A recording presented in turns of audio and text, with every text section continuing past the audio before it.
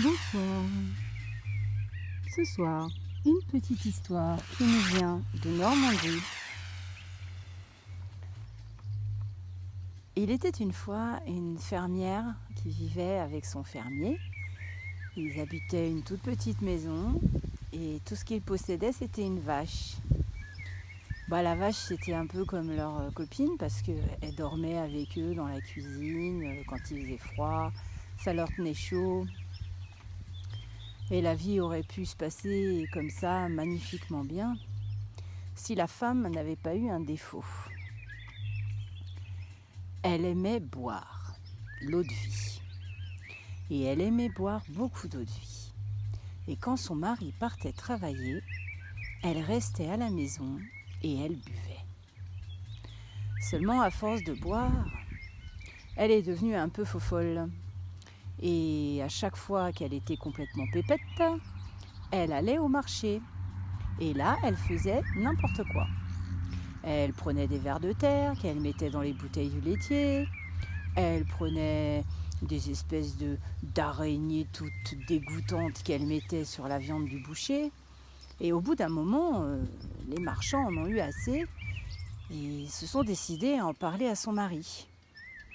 Quand le mari a appris tout ce qu'elle faisait, il était catastrophé, parce que je vous en ai dit qu'un petit peu, hein. Il y avait beaucoup plus de bêtises que ça. Et il est allé voir sa femme, il lui a dit « Mais qu'est-ce que c'est que ces histoires? Mais comment tu peux aller faire des choses pareilles au marché? Tu salis notre réputation.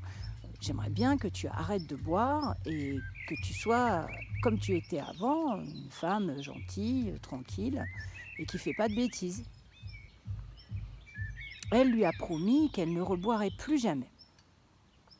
Plus jamais. Mais quand même, par précaution, elle a gardé en dessous son évier, caché derrière des torchons, un petit peu d'eau de vie dans 3 bouteilles, pour si des fois ils auraient eu des invités. Pas pour elle, bien sûr. 15 jours sont passés, 15 jours de tranquillité au marché, 15 jours où ils se sont dit « Enfin, elle ne boit plus ». Lui, le mari, était tellement content que ce jour-là, il part au marché pour acheter un cadeau à sa femme. Il ne savait pas encore trop quoi, mais il avait envie de lui faire un cadeau pour la récompenser, d'avoir tenu le coup comme ça, sans boire, sans faire de bêtises. Seulement, elle s'est retrouvée toute seule dans la maison, et voilà que sa gorge a commencé à la gratter. Ça la grattait dans la gorge. Elle s'est dit, je dois avoir une infection. Et comment soigne-t-on une infection? On la désinfecte avec de l'alcool. Elle se dit, oh allez, je vais prendre juste un tout petit verre, ça me désinfectera, et puis je m'arrêterai là. Elle part chercher une des bouteilles en dessous l'évier, la débouche, se sert un petit verre d'eau de vie, elle boit, mais ça continuait de la gratter. Alors elle s'est dit, peut-être que cette eau de vie n'est pas bonne, peut-être qu'il faudrait que j'utilise l'eau de vie de l'autre bouteille. Donc elle va ouvrir la 2e bouteille, elle se sert un petit verre, mais ça la gratte toujours. Alors elle prend la 3e bouteille pour essayer, mais ça la gratte toujours. Elle se dit peut-être qu'en fin de compte, la première bouteille, c'était mieux. Donc elle reprend un verre de la première bouteille. Mais comme ça la gratte toujours, elle prend un 2e verre de la 2e bouteille, et ainsi de suite. Vous avez déjà compris, elle a bu la moitié de toutes les bouteilles et elle était complètement pépette. Tellement pépette que quand la vache a passé la tête par la fenêtre pour la regarder, vous savez, avec des yeux de vache, quoi, l'expression du regard des vaches, c'est quand même quelque chose de très profond. Et la vache l'a regardée, et v'là que l'autre, tellement elle avait bu, qu'elle croit que la vache parle. Et que la vache lui dit « Tu vas voir, quand ton mari va rentrer, je vais lui dire ce que tu as fait. Je vais lui dire que tu as bu à nouveau. » Alors elle est catastrophée, elle dit « Mais non, tu peux pas faire ça, tu peux pas dire ça à mon mari. » Et la vache qui lui répond « Si, quand ton mari va rentrer, je vais tout lui dire. » Évidemment, vous avez bien compris que la vache ne parlait pas, que c'était seulement dans son esprit embué par l'alcool qu'elle entendait la vache parler. Elle a tellement eu peur que la vache crache le morceau à son mari qu'elle a pris une hache et elle a coupé la tête de la vache. Mais quand la tête de la vache s'est retrouvée du côté de l'intérieur de la maison et que son corps était de l'autre côté, là, tout l'alcool qu'elle avait dans la tête est parti. Elle s'est rendue compte de ce qu'elle avait fait. Elle avait tué leur vache, la seule vache qu'ils avaient. Mais son mari ne lui pardonnerait jamais. Elle se dit, il faut que je m'en aille. Quand il va rentrer, il va être dans une fureur. Mais en même temps, elle n'avait pas envie de quitter son mari parce qu'elle l'aimait. Et voilà qu'elle a eu une idée. Elle a retiré le gros volet de la porte en bois qui était à l'extérieur. Elle a tiré dessus, hop, elle l'a soulevé et elle l'a pris sur son épaule. Vous allez comprendre pourquoi après. Elle s'en va sur le chemin et qui voit-elle arriver un peu plus loin? Évidemment, son mari qui revient du marché avec le cadeau. Il lui avait acheté un beau bol, magnifique, avec une belle vache de dessinée dessus. Mais ça, elle ne le savait pas encore. Quand il est arrivé devant elle, elle a commencé à pleurer. Je lui dis, mais qu'est-ce que tu fais là? Mais pourquoi tu as le volet de la porte sur toi? Mais qu'est-ce qui s'est passé? Elle dit, c'est des voleurs, ils sont venus, ils ont tout cassé dans la maison, ils ont tout brûlé, j'ai juste pu sauver le volet de la porte, je suis partie en courant, n'y retourne pas, ça te ferait trop mal au cœur, notre maison n'est plus que cendre, il n'y a plus rien, ils ont même tué la vache. Il dit, quoi?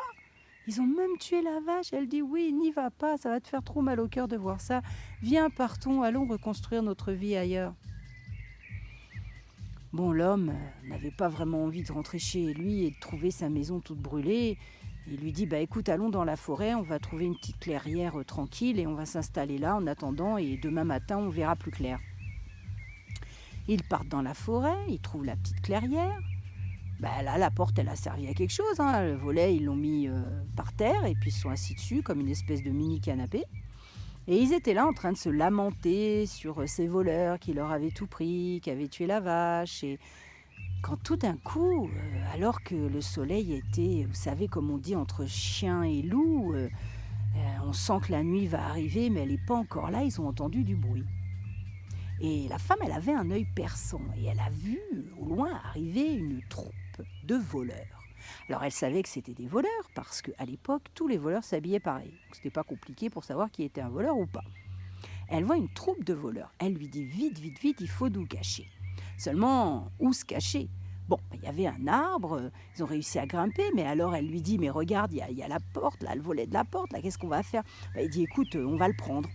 Alors les voilà qui grimpent au tronc d'arbre, ils se mettent sur une branche bien large, s'assoient et en même temps, ils tiennent le volet de la porte. Et elle lui dit, vas-y, c'est bon, je le tiens bien, je le tiens bien. Elle avait réussi à le caler un peu sur le tronc de l'arbre. Ils étaient assis, ils ont attendu. Évidemment, les voleurs ont choisi cette clairière pour s'installer. Et ils avaient des gros sacs. Et ils ont commencé à les ouvrir. Et là, ils ont vu, eux, de leur hauteur, qu'il y avait de l'argenterie, qu'il y avait des bijoux, qu'il y avait de l'or. Enfin, c'était une richesse, un trésor. Et puis, le mari voit arriver une petite troupe qui était un peu en retrait, qui porte une vache. Il reconnaît sa vache. Et là, il y a un des voleurs qui dit, oh la chance qu'on a eue. On est arrivé, la maison était vide, tout était parfait, il restait même un petit peu d'eau de vie dans les bouteilles, et en plus, la vache était déjà tuée. On n'a plus qu'à la dépecer, la mettre sur des pics, faire un feu et la faire rôtir. On aura bien à manger pour nous tous ce soir. Le mari regarde sa femme, assise sur sa branche d'arbre, et lui dit, c'est quoi cette affaire? C'est quoi cette histoire? Comment ça, la vache était déjà morte? Comment ça, la maison? Comment ça, l'eau de vie? Elle lui dit, chut, tais-toi. Si jamais ils nous entendent, ils vont savoir qu'on est là. Ils risquent de nous faire du mal. Chut, tais-toi. Il lui dit, écoute, je vais me taire, parce que t'as raison, faut pas qu'ils sachent qu'on est là. Mais tu perds rien pour attendre. Il reste là pendant que les voleurs dépècent la vache et prennent des morceaux, puis mettent des pics et font du feu pour bien la faire rôtir. Et tout d'un coup, la femme elle donne des coups de coude à son mari. Il lui dit, qu'est-ce que t'as? Elle dit, j'ai envie de faire pipi. Il dit, ça va pas, non? Il dit, tu peux pas faire pipi ici, mais c'est impossible. Si tu fais pipi, ils vont s'apercevoir qu'on est là. Elle dit, chut, tais-toi, j'ai trop envie de faire pipi, je peux pas me retenir. Mais non, tu peux pas faire ça, retiens-toi, je sais pas. Elle dit, je peux pas. Écoute, je vais me mettre contre le tronc de l'arbre, comme ça va couler le long du tronc de l'arbre, ils vont se rendre compte de rien. Sitôt dit, sitôt fait, elle se met contre le tronc de l'arbre et elle fait pipi et le délicat filet du pipi coule le long du tronc de l'arbre. Mais il y avait la pleine lune. Et la pleine lune, elle avait des rayons perçants. et un des rayons est venu se mettre sur le pipi qui coulait, et ça faisait comme si c'était une étoile dans l'arbre. Ça a drôlement étonné un des voleurs. Il s'est approché, il a vu cette chose qui brillait, et puis il a touché avec son doigt, et puis ensuite il a goûté. Il a dit, mais c'est de la sauce que l'esprit de l'arbre nous offre pour mettre sur la vache. Oh, elle a un trop bon goût. Il récupère tout le pipi comme il le peut, et il le met au-dessus de la vache qui pétille, qui grésille. La femme donne un coup de coude à son mari. Elle lui dit, qu'est-ce qu'il y a encore ? J'ai envie de faire caca. Il dit, ah non, ça tu peux pas. Il dit, encore le pipi, bon c'est passé, mais le caca, tu te rends pas compte quoi, il faut savoir qu'on est là. Elle dit, oui, mais je te dis, je peux pas me retenir. Il dit, mais c'est pas possible, je sais pas, moi, serre les fesses, mets-toi bien assise sur la branche. Elle dit, non, ça va aller, ça va, je peux pas me retenir. Et là, on entend splotch. Un des voleurs, alerté par le bruit, s'approche et voit cette espèce de petit monticule en bas de l'arbre. Il dit, mais qu'est-ce que c'est que ça ? Alors, il touche avec son doigt, il goûte. Il dit, non, mais c'est des épices. Waouh, on va pouvoir mettre des épices, c'est encore l'arbre qui nous offre ça. Oh merci mon arbre, merci. Le mari regarde sa femme, franchement, si ses yeux avaient pu être des poignards, je crois qu'il l'aurait poignardé direct. Il récupère le caca, le voleur, puis il met ça sur la vache qui grésille, qui pétille, et puis ça fait même, des bulles, quoi. Oh là là là là, les voleurs, ils sont là, oh, ça sent bon, on va bien manger. Et là, la femme, elle donne des coups de coude à son mari. Elle dit, mais qu'est-ce que tu fais ? Qu'est-ce qu'il y a ? Ah non, t'as pas encore... Elle dit non. Elle dit là, c'est le volet de la porte. Je crois que je vais lâcher. Aide-moi à le tenir. Alors l'homme se dépêche d'amener ses bras vers le bas et puis il essaye de retenir le volet, mais rien à faire. Le volet tombe et en tombant, il fait un bruit, un fracas épouvantable. Et les voleurs pensent que c'est le diable lui-même qui est venu les chercher pour les punir. Donc ils se sauvent tous, ils partent. Quand l'homme et la femme comprennent qu'ils ne reviendront pas, ils descendent de là et ils regardent dans les sacs et ils se disent, mais on est riches, plus rien ne peut nous arriver. Bon, attendons le petit jour et nous rentrerons à la maison. Ils la regardent puisque la maison existe toujours. Mais bon, il était tellement content du trésor qu'ils avaient trouvé qu'il a laissé de côté l'histoire de la vache. Par contre, ils en ont mangé un bon bout parce qu'ils avaient bien faim. Et pendant qu'elle est en train de manger, avec ses yeux perçants, elle voit un des voleurs qui est revenu et qui les observe cachés derrière un arbre. Elle dit à son mari, « Mets-toi à genoux et tire la langue, j'ai une idée. » Il dit, « Mais qu'est-ce qui t'arrive ? Pourquoi tu veux que je me mette à genoux et que je tire la langue ? » « Je te dis, mets-toi à genoux et tire la langue, il y a un voleur qui est caché là-bas qui nous observe, mais j'ai une idée. Mets-toi à genoux et tire la langue. » Le mari s'exécute, il se met à genoux, il tire la langue. Elle prend la pointe de sa langue, elle prend un couteau. Et en grattant délicatement, gentiment, la langue de son mari, elle dit « Wakati, wakutu, wakati, wakutu, tu seras invincible, rien ne pourra t'atteindre. » Le voleur, il entend ça, il dit « Qu'est-ce que c'est que cette affaire ?» Alors il s'approche, il lui dit « Dis, la bonne femme, là, explique-moi un petit peu, qu'est-ce que tu fais là ?» Elle lui dit « Oh bonjour, je suis en train de rendre invincible cet homme que tu vois là. Il est venu me voir, je suis une grande sorcière et par mes incantations, je peux faire qu'aucune balle, aucun couteau, rien ne puisse t'atteindre. » Alors là, il dit « Ça m'intéresse. Tu pourrais me rendre invincible moi aussi ?» Elle dit « Bien sûr, mets-toi à genoux. » Alors il se met à genoux, elle lui dit « Tire la langue. » Alors il tire la langue, elle prend le couteau.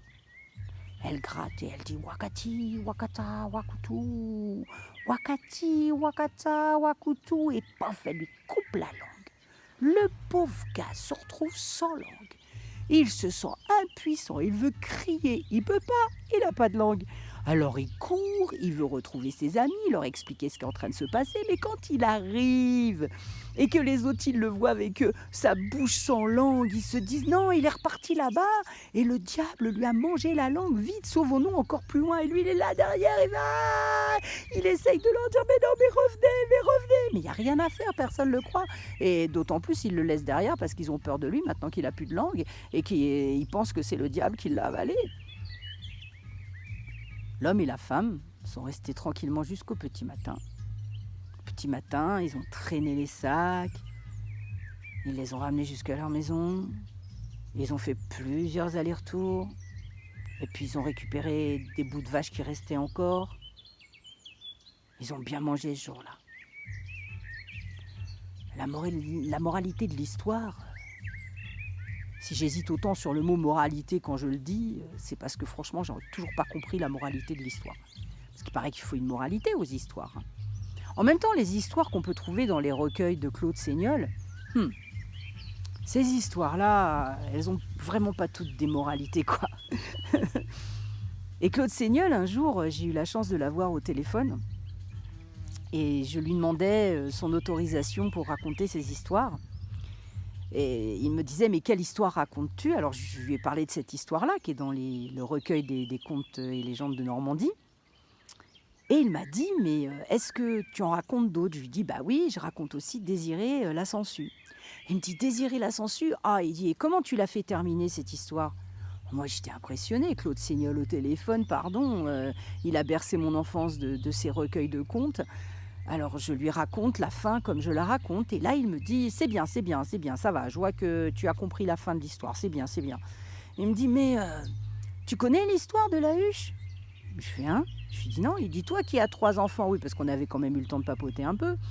Et là, Claude Seignol me dit, toi qui as 3 enfants, l'histoire de la huche, ça devrait te plaire avec la mère. Il dit, écoute, je vais te la raconter. Ben, je vous dis franchement, ce jour-là, quand Claude Seignol m'a dit, je vais te la raconter, je me suis assise et il y a eu un rayon de soleil qui s'est répandu dans la maison. Et je me suis dit que là, je vivais un des plus beaux moments de ma vie. Claude Seignol me raconte une histoire au téléphone et me dit que celle-là, je dois la raconter. Je l'ai écoutée jusqu'au bout. Sa voix était merveilleuse. Et puis après, il m'a dit... Bon, tu la raconteras, puis tu continues de raconter les autres. Et puis n'hésite pas, hein, prends mes histoires, raconte-les. Je dis merci. Il a pris mon adresse. Et quelques semaines après, j'ai reçu une belle lithographie d'un meneur de loup. Et un petit mot très gentil écrit de sa plume. Et je l'ai toujours dans mon placard. Dans son enveloppe. C'est un de mes trésors. À bientôt.